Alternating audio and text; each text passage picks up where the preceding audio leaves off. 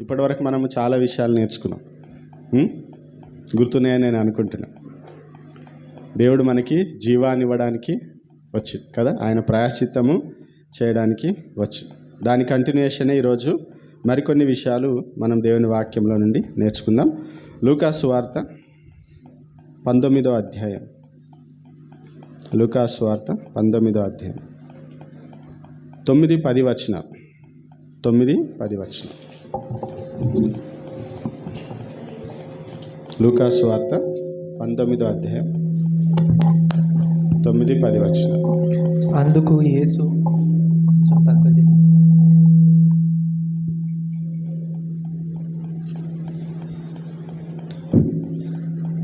అందుకు యేసు ఇతడును అబ్రహాము కుమారుడే, ఎందుకనగా నేడు ఈ ఇంటికి రక్షణ వచ్చి ఉన్నది. నశించిన దానిని వెదకి రక్షించుటకు మనుష్య కుమారుడు వచ్చనని అతనితో చెప్పెను.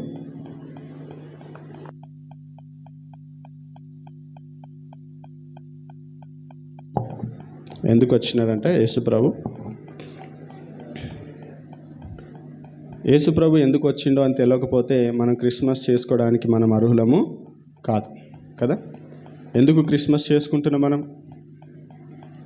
యేసుప్రభు పుట్టినాడు, ఆయన పుడితే నాకేంటి అనే ప్రశ్న వెంటనే రావాలి కదా. ఎందుకు అంత ఘనంగా మనం యేసుక్రీస్తు వేడుకల్ని మనం జరుపుకుంటున్నాం? ఇతరులకు ఎందుకు ఆయన గొప్పతనాన్ని గురించి చెప్తున్నామనంటే, ఆయన ఈ లోకానికి ఎందుకు వచ్చినాడు అనేటువంటి విషయము ముందు మనకు తెలియకపోతే మనం ఇతరులకి చెప్పలేం. కాబట్టి ఎందుకు వచ్చినాడని దేవుని వాక్యం సెలవిస్తుందంటే, ఆయన నశించిన దాన్ని వెదకి రక్షించుటకు కదా, నశించిన దాన్ని వెదకి రక్షించుటకు మనుష్య కుమారుడు వచ్చినని అతనితో చెప్పాను. ఎవరైతే నశించిపోయినారో వారిని వెదకి రక్షించా. ఈ సందర్భం మనకి తెలుసు. జక్కయ్యను గురించినటువంటి సందర్భంలో దేవుడు మాట్లాడుతూ ఉన్నాడు.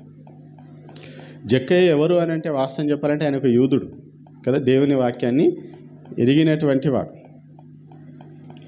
కానీ ఆయన ఏ స్థితిలో ఉన్నాడట?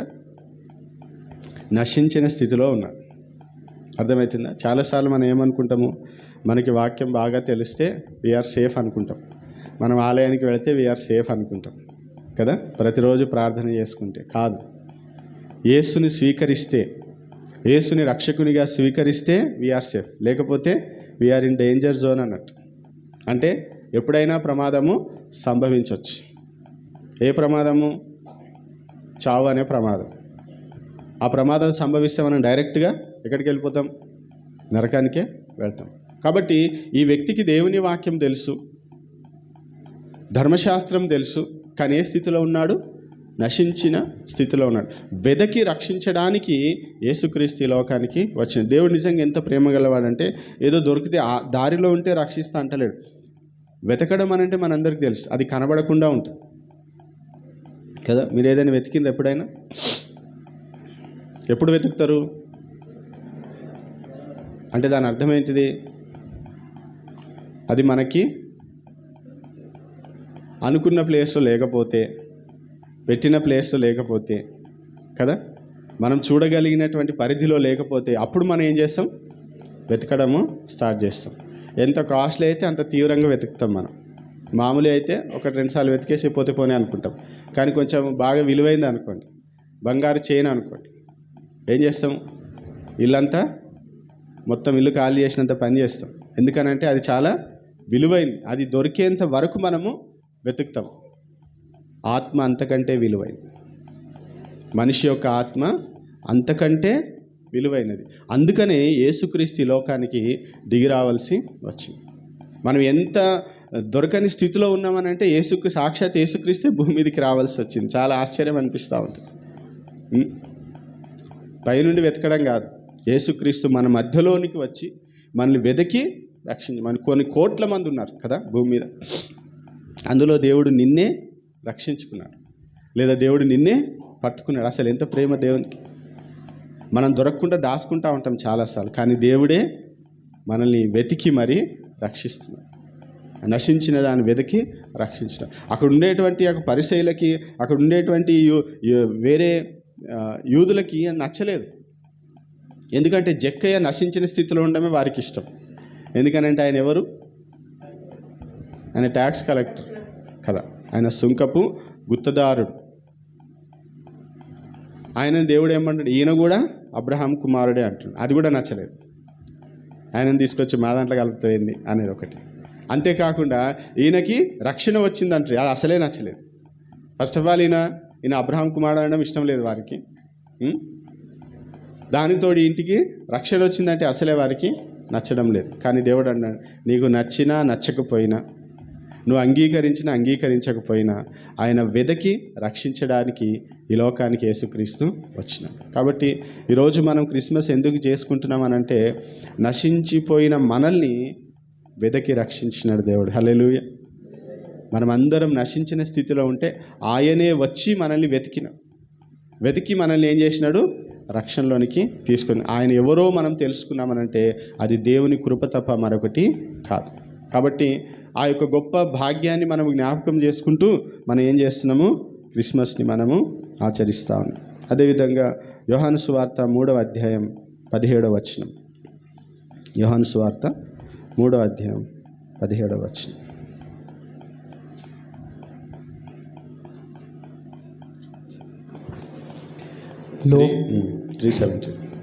లోకము తన కుమారుని ద్వారా రక్షణ పొందుటకే గాని లోకమునకు తీర్పు తీర్చుటకు దేవుడు ఆయనను లోకములోనికి పంపలేదు. తర్వాత యేసుక్రీస్తు లోకానికి ఎందుకు వచ్చినాడనంటే అక్కడ చాలా క్లియర్గా ఉంది కదా. లోకము తన కుమారుని ద్వారా రక్షణ పొందుటకు. లోకం అంటే లోకములో ఉన్న ప్రజలందరూ రక్షణ పొందడానికే యేసుక్రీస్తు లోకానికి వచ్చినాడు. చాలాసార్లు మనం ఏం ఆలోచన చేస్తామనంటే, రక్షణ కొందరికా అందరికా? అందరికీ రక్షణ. అందుకని నేను ఎప్పుడు చెప్తుంది, ప్రతిసారి క్రిస్మస్ మన కోసం కాదు, ఇతరుల కోసమే మనం చేసేది. ఎందుకో తెలుసా? యేసుక్రీస్తు అందరి హృదయంలో జన్మిస్తే ఇంకా క్రిస్మస్ చేసుకోవాల్సిన అవసరమే లేదు. అవునగా? అంతేనా? క్రిస్మస్ ఎందుకు చేసుకుంటున్నాం మనం? యేసుక్రీస్తు లోకంలోకి వచ్చినాడని. ఈ లోకంలో రావడానికి గల ఉద్దేశం ఏంటిది? అందరు హృదయంలో జన్మించాలి. ఏదో భూమి మీద పుట్టి వెళ్ళిపోవడానికి కాదు యేసుప్రభు వచ్చింది. మనందరి హృదయంలో యేసు జన్మించాలి. ఇంకా మన తోటి వారి హృదయాల్లో యేసుక్రీస్తు జన్మించలేదు. కాబట్టి వారందరి హృదయంలో యేసుక్రీస్తు జన్మించేంత వరకు మనం ఏం చేయాలి? ఈ క్రిస్మస్ని మనము జ్ఞాపకం చేసుకుంటూ ఉండాలి. ఆయన ఎందుకు వచ్చినాడో మనం లోకానికి చాటి చెప్పాల్సిందే. అందుకని వాక్యం చాలా స్పష్టంగా చెప్తుంది, లోకమును దేవుడు రక్షించడానికి కుమారుని ద్వారా రక్షణ పొందుటకే లోకమునకు ఆయనని తీసుకొని వచ్చిన, తీర్పు తీర్చడానికి కాదు. యేసుప్రభు ఈ లోకానికి వచ్చింది మనల్ని తీర్పు తీర్చడానికి కాదు, నువ్వు పాపి అని చెప్పడానికి కాదు. యేసుప్రభు వచ్చింది మనల్ని దేవుడు తనతో పాటు నిత్యత్వంలోనికి తీసుకెళ్ళడానికి యేసుక్రీస్తు లోకానికి వచ్చినాడు. కాబట్టి లోకము అనేసరికి ఒక దేశము, ఒక ప్రాంతము, ఒక వర్గము, ఒక మతము, ఒక కులం అనేది లేదు. లోకములో ఉన్న ప్రజలందరి కొరకు యేసుక్రీస్తు లోకానికి వచ్చినాడు. కాబట్టి ఆ రక్షణ పొందుకోకపోతే మనము యేసుక్రీస్తు క్రిస్మస్ చేసుకోవడానికి మనకి అర్హత లేదు. రక్షణ ఉందా లేదా అనేది మనము ఆలోచన చేయాలి. ఆయన వచ్చింది అందుకే కదా. అవునా? ఈరోజు చనిపోతే నువ్వు పరలోకానికి వెళ్తారా? ఏమో వెళ్తాము అని అంటే యేసుక్రీస్తు పుట్టుకని నువ్వు సరిగ్గా అర్థం చేసుకున్నావు అని అర్థం. ఏమో అని అంటే ఇంకా నీకు యేసుప్రభు పుట్టుక అర్థం కాలేదని అర్థం. అంతే. అవును, యేసుక్రీస్తు నా కోసం లోకంలో పుట్టినాడు, నా పాపముల కొరకు చనిపోయినాడు, ఆయన తిరిగి లేచి నేను విశ్వసిస్తున్నా, అందుకే నేను క్రిస్మస్ చేసుకుంటున్నా, అందుకే నాకు సంతోషం యేసు జన్మించినాడు. రక్షణ లేకపోతే ఆ సంతోషం మనకి ఉండదు. ఆ సంతోషపడడానికి మన కారణం కూడా లేనే లేదు. కాబట్టి యేసుక్రీస్తు ఎందుకు వచ్చినాడంటే లోకాన్ని రక్షించడానికి వచ్చింది. ఏ వ్యక్తి కూడా, ఇంకా గట్టిగా చెప్పాలనుకుంటే మన భారతదేశంలో దేవుళ్ళుగా పిలువబడుతున్న ఏ ఒక్కరు కూడా నేను రక్షించడానికి వచ్చిన ఎవరు కూడా ఇట్లాంటి మాట పలకలేదు, అలాంటి కార్యము చేయలేదు. తర్వాత లూకా సువార్త 4వ అధ్యాయం. లూకా సువార్త 4వ అధ్యాయం 18-19 వచనాలు. లూకాసు వార్త 4వ అధ్యాయం 17 నుండి చదవండి. 17, 18, 19. ప్రవక్త అయిన యెషయా గ్రంథము ఆయన చేతికి ఇయ్యబడెను. ఆయన గ్రంథము విప్పగా, ప్రభువు ఆత్మ నా మీద ఉన్నది, బీదలకు సువార్త ప్రకటించుటకై ఆయన నన్ను అభిషేకించెను, చెరలోనున్న వారికి విడుదలను, గ్రుడ్డి వారికి చూపును కలుగునని ప్రకటించుటకును, నలిగిన వారిని విడిపించుటకును, ప్రభువు హితవత్సరము ప్రకటించుటకును ఆయన నన్ను పంపియున్నాడు అని వ్రాయబడిన చోటు ఆయనకు దొరికెను. చాలు. ఇక్కడ మనం చదివినట్లయితే చాలా స్పష్టంగా యేసుక్రీస్తు ఎందుకు ఈ లోకానికి పంపించిన చాలా విషయాలు ఉన్నాయి. వీటన్నిటి కూడా 1 పాయింట్ కిందనే నేను చెప్తున్నా. మీరు చిన్న చిన్నగా ఏబిసిడి అని కూడా పెట్టుకోవచ్చు. ఎందుకు యేసుక్రీస్తు ఈ లోకానికి వచ్చిందంటే బీదలకు సువార్త ప్రకటించడానికి. బీదలకు అనేటువంటి మాట వాడుతున్నప్పుడు అందరికీ కాదు అనేది కాదు, సువార్త ప్రకటించడానికి యేసుక్రీస్తు ఈ లోకానికి వచ్చినాడు. చెరలోనున్న వారికి విడుదల. ఎందుకు వచ్చినాడు యేసు ప్రభు? చెరలో ఉన్న వారికి విడుదల.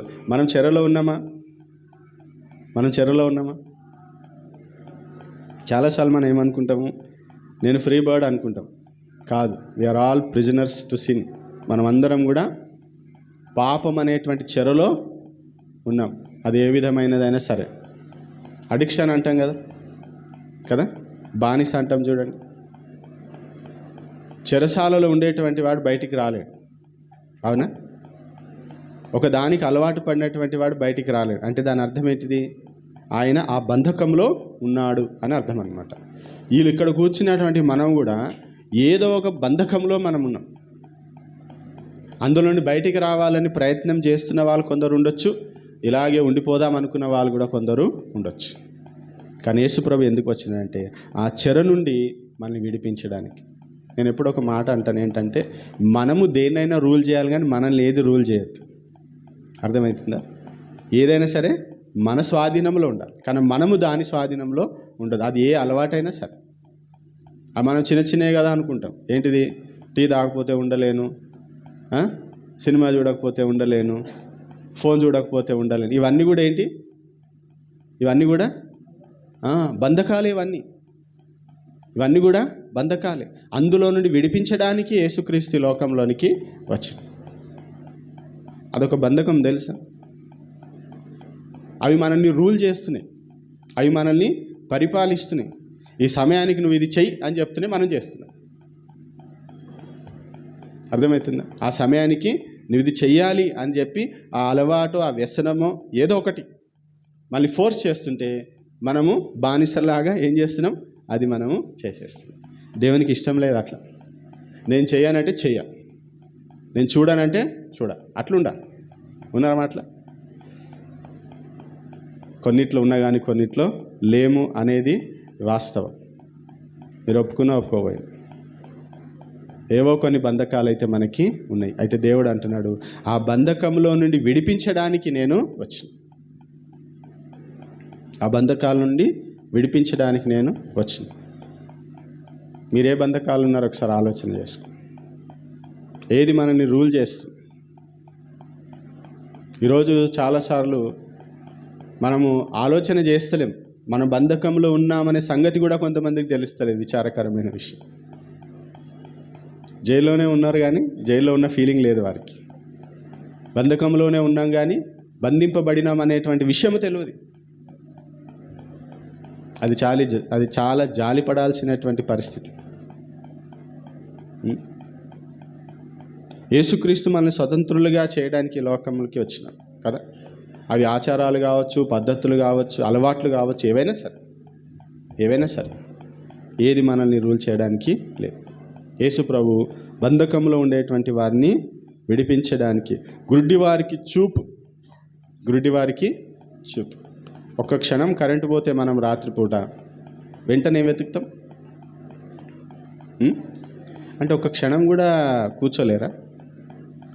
ఏమవుతుంది? గమనించిండ్రా మీరు? కరెంట్ పోయిన ఇమ్మీడియట్ మనం ఏం చేస్తాం? లైట్. గుడ్డివాడి యొక్క పరిస్థితి ఒకసారి ఆలోచన చేయండి. ఎప్పటికీ చీకటే. అట్లా ఉండడం దేవునికి ఇష్టం లేదు. మనం వెలుగులో ఉండాలి, వెలుగులాగా ఉండాలని దేవుడు ఇష్టపడుతుంది. అందుకు యేసుప్రభు ఈ లోకానికి వచ్చినాడు. నిజంగా మనం వెలుగుతున్నామా? మనం వెలుగు కోసం వెతకడం కాదండి, మనమే వెలుగు. హల్లెలూయా. అర్థమవుతుందా? మనమే వెలుగై ఉన్నాం. మనం వెలుగు కోసం వెతకాల్సిన అవసరము లేదు. గుడ్డితనంలో ఒకప్పుడు ఉన్నాం, కానీ దేవుడు మనకి చూపించింది, మనకు ఒక గ్రహింపు ఇచ్చింది. సత్యం ఏంటో మనకి తెలిసింది. ఇంకా మరలా మనం గుడ్డివారికి ఉండాల్సిన అవసరము లేదు. కాబట్టి యేసుని ఎరుగనటువంటి వారు, సత్యమును తెలుసుకున్నటువంటి వారు అందరూ కూడా ఎక్కడున్నట్టు? చీకటిలో ఉన్నట్టు. అలాంటి వారికి చూపునివ్వడానికి ఇంకొక మాట ఉంది, నలిగిన వారిని విడిపించుటకు అనే మాట. నలిగిపోవడం, క్రష్ అయిపోతున్నాం మనం చాలా సమస్యలతో. రకరకాల బాధలు, రకరకాల సమస్యలు మనల్ని ఏం చేస్తున్నాయి? నలిపేస్తున్నాయి అట. నలిగిన వారిని విడిపించుటకు యేసుక్రీస్తు ఈ లోకానికి వచ్చినాయి. చూడండి, యేసుప్రభు కేవలం రక్షణ ఒకటే కాదు, రక్షణతో పాటు ఎన్నో కార్యాలు చేయడానికి యేసుప్రభు ఈ లోకానికి వచ్చినాయి. కాబట్టి ఆ విషయం మనకు తెలిసినప్పుడు మనం క్రిస్మస్ చేసుకోకుండా ఉండలేము కదా. నలిగిపోయిన నన్ను దేవుడు విడిపించిండు, ఆ నొప్పి నుండి నాకు విడుదల కలగజేసింది. కాబట్టి నేను ఏం చేస్తా? ఆయన యొక్క జన్మమును గురించి నేను అనేకులకు ప్రకటిస్తా, ఆయన జన్మదినాన్ని నేను వేడుకగా చేసుకుంటా అని మనము చెప్పగలం. తర్వాత మార్క్స్ వార్త 10వ అధ్యాయం 45వ వచనం. మార్క్స్ వార్త 10వ అధ్యాయం 45వ వచనం.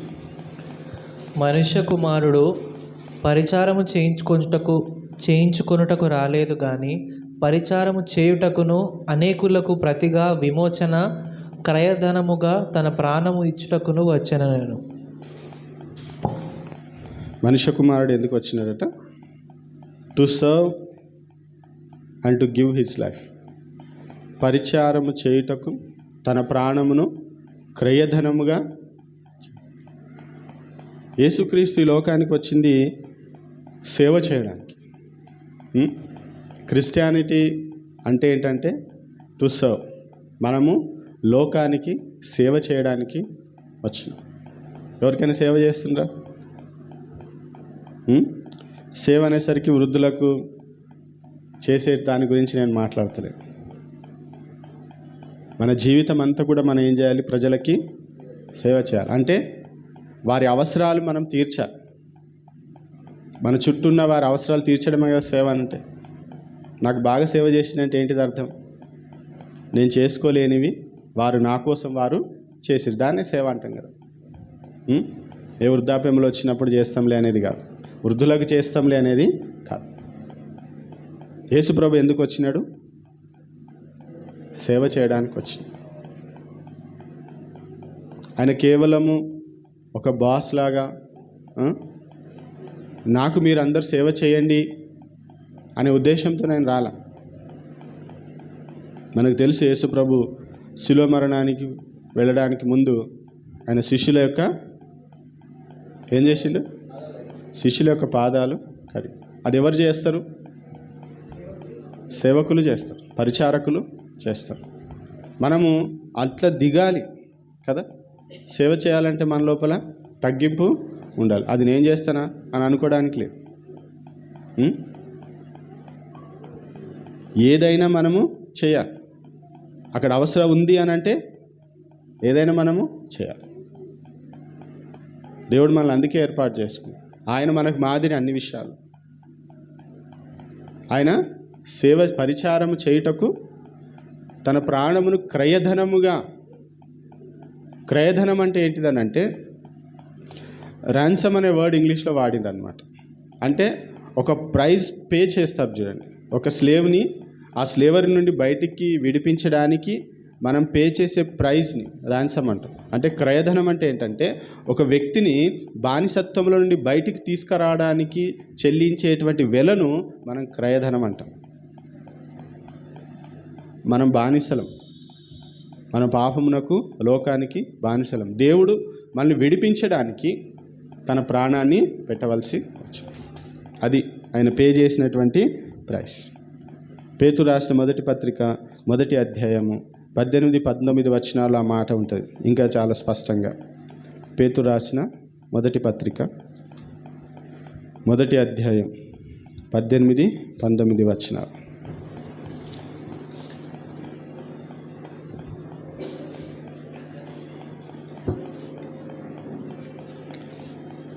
వెతుకుతుండ్రా? పితృపారంపర్యమైన మీ వ్యర్థ ప్రవర్తనను విడిచిపెట్టునట్లుగా వెండి బంగారముల వంటి క్షయ వస్తువుల చేత మీరు విమోచింపబడలేదు కానీ అమూల్యమైన రక్తము చేత, అనగా నిర్దోషమును నిష్కలంకమునగు గొర్రెపిల్ల వంటి క్రీస్తు రక్తము చేత విమోచింపబడితిరని మీరు ఎరుగుదురు కదా. చూడండి, పేతురు ఏమంటున్నారు? పితృపారంపర్యమైన మీ వ్యర్థ ప్రవర్తన విడిచిపెట్టిన వెండి బంగారముల వంటి క్షయ వస్తువుల చేత మీరు విమోచింపబడలే. అంటే బంగారం ఇచ్చో వెండి ఇచ్చో దేవుడు మిమ్మల్ని విడిపించలే. ఒకప్పుడు మనుషులని సంతలో కొన్నట్టు కొనేవారు కదా. కొన్ని మార్కెట్లలో పశువులను అమ్ముతారు కదా, బర్రెల్ని గొర్రెల్ని అమ్మేటువంటి మార్కెట్ ఉంటుంది. అట్లాగే మనుషులను అమ్మేది కూడా ఉంటుండే, ఇంకా కొన్ని ప్రాంతాల్లో ఉంది కావచ్చు. అయితే వారిని విడిపించడానికి కొంత ప్రైస్ పే చేయాల్సి వచ్చింది. అయితే ఇక్కడ పేతురు అన్నాడు, మీరు వెండి బంగారము చేత విమోచింపబడలేదు, మీరు నిర్దోషమగు నిష్కళంకమునగు గొర్రె పిల్ల వంటి క్రీస్తు రక్తము చేత మీరు విమోచింపబడ్డారు. అంటే మిమ్మల్ని విడిపించడానికి యేసుక్రీస్తు తన రక్తాన్ని చిందించినాడు, తన ప్రాణాన్ని పెట్టినాడు. యేసుప్రభు ఈ లోకానికి ఎందుకు వచ్చినాడనంటే మన కోసం తన ప్రాణాన్ని ఇవ్వడానికి, మనకు సేవ చేయడానికి యేసుక్రీస్తు లోకానికి వచ్చినాడు. ఆయన మనకు మాదిరి. మనం కూడా క్రీస్తు కొరకు అలాగూ జీవించాలి అనేది ఆయన యొక్క సంకల్పం. ఇంకొక మాట చూస్తాం. యోహాను సువార్త 6వ అధ్యాయం 38-40 వచనం వరకు. యోహాను సువార్త 6వ అధ్యాయం 38-40 వచనం. నా ఇష్టమును నెరవేర్చుకొనుటకు నేను రాలేదు, నన్ను పంపిన వాని చిత్తము నెరవేర్చుటకే పరలోకము నుండి దిగివచ్చి తిని. ఆయన నాకు అనుగ్రహించిన దాని అంతటిలో నేనేమీ పోగొట్టుకొనక అంత్యదినమున దాని లేపుటయే నన్ను పంపిన వాని చిత్తమై ఉన్నది. కుమారుని చూచి ఆయన యందు విశ్వాసముంచు ప్రతివాడును నిత్య జీవమును పొందుటయే నా తండ్రి చిత్తము. అంత్యదినమున నేను వానిని లేపుదును. చూడండి,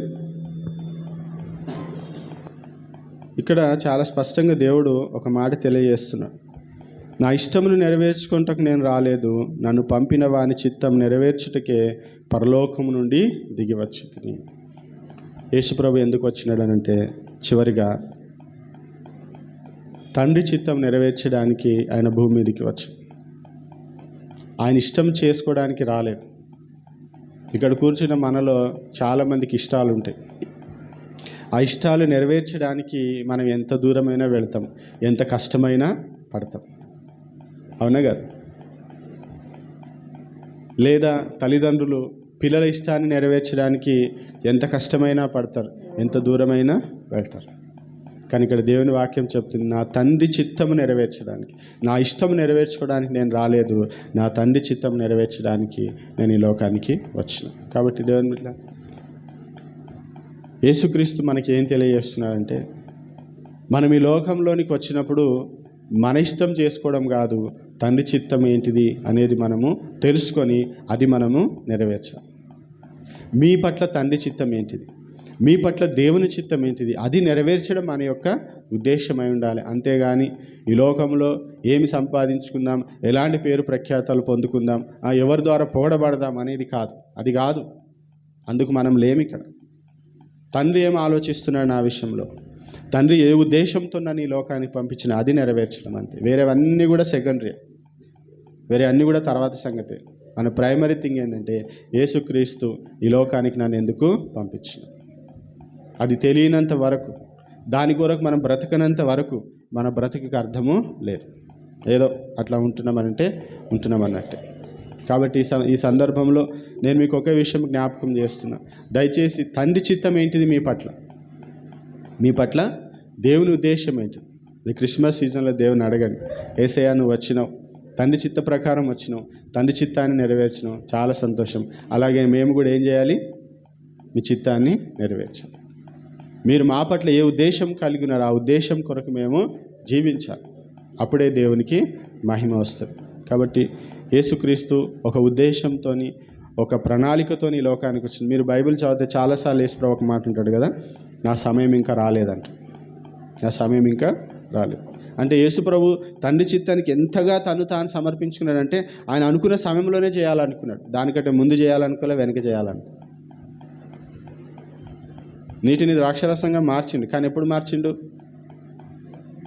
ఇప్పుడు నాకు చేయబుద్ధి అయితే చేస్తానడా? నా సమయం ఇంకా రాలే, టైం వచ్చినప్పుడు డెఫినెట్గా నేను చేస్తాను. అంటే తండ్రి టైం టేబుల్ ఏదైతే ఉందో దాని ప్రకారంగానే తాను నడుచుకున్నాడు. చాలాసార్లు మనం ఏం చేస్తూ ఉంటాం? దేవుని కంటే కొన్నిసార్లు ముందు, కొన్నిసార్లు వెనుక పరిగెడుతూ ఉంటాం. తండ్రి చిత్త ప్రకారంగా ప్రతి విషయంలో కూడా తండ్రి చిత్త ప్రకారమే మన జీవితంలో జరగాలని ఆశించినప్పుడు మన జీవితంలో కూడా దేవుడు అనేకమైన కార్యాలు జరిగిస్తాడు. యేసుప్రభు ఈ లోకానికి వచ్చి అనేకులకి ఏ విధంగా ఆశీర్వాదకరంగా ఉన్నాడో మనం కూడా అదే విధంగా ఆశీర్వాదకరంగా ఉండొచ్చు. కాబట్టి యేసు ఈ లోకానికి ఎందుకు వచ్చినా అనే విషయం మనం తెలుసుకొని ఆయనను ఆరాధించి ఆయనను ఘనపరచడం ఎంతో ఆశీర్వాదకరం. ఇంక కొన్ని విషయాలను కానీ ప్రభు చిత్తమైన తర్వాత ఎప్పుడైనా చూద్దాం. కాబట్టి ఈరోజు ఏం నేర్చుకున్నారు? యేసుప్రభు ఎందుకు వచ్చిన ఈ లోకానికి? నశించిపోయిన దాన్ని వెదకి రక్షించడానికి వచ్చింది. ఎవరైనా అడిగితే చెప్పండి. నశించిన దాన్ని వెదకి రక్షించడానికి వచ్చింది. తర్వాత లోకమునకు రక్షణ ఇవ్వడానికి వచ్చింది, తీర్పు తీర్చడానికి రాలేదు ఆయన. రక్షణ, లోకం అంతటికీ రక్షణ ఇవ్వడానికి వచ్చిన తర్వాత చాలా విషయాలను, బీదలకు సువార్త ప్రకటించడానికి, బంధకములు ఉన్న వారిని విడిపించడానికి, మీరు కూడా ఏదైనా బంధకములు ఉంటే ఆ బంధకం నుండి విడిపించడానికి దేవుడి లోకానికి, నలిగిన వారిని విడిపించటకు, ఇంకా గుడ్డి వారికి చూపునివ్వడానికి వచ్చింది. తర్వాత యేసుక్రీస్తు పరిచర్య చేయడానికి తన ప్రాణాన్ని క్రయధనముగా చెల్లించడానికి వచ్చినాడు. చివరిది తండ్రి చిత్తం నెరవేర్చడానికి యేసుక్రీస్తు లోకానికి వచ్చినాడు. కాబట్టి మన జీవితం పట్ల కూడా తండ్రికి ఒక చిత్తం ఉంది. ఆ చిత్తం నెరవేర్చడానికి మనము జీవిస్తాం. ప్రభుకి మనల్ని మనం సమర్పించుకుందాం, ప్రార్థన చేసుకుందాం. అందరం కూడా కళ్ళు మూసుకొని ప్రభు వైపు చూద్దాం.